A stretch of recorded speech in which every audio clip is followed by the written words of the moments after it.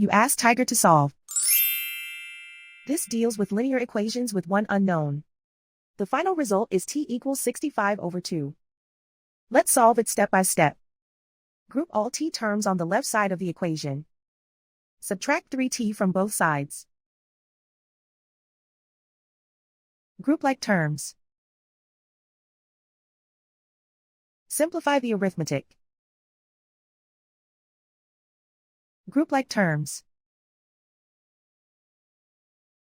Simplify the arithmetic. Group all constants on the right side of the equation. Subtract 480 from both sides. Simplify the arithmetic.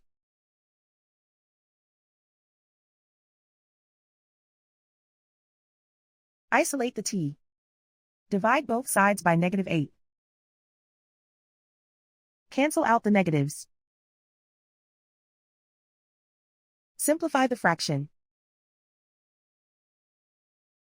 Cancel out the negatives. Find the greatest common factor of the numerator and denominator. Factor out and cancel the greatest common factor. And so the final result is t equals 65/2.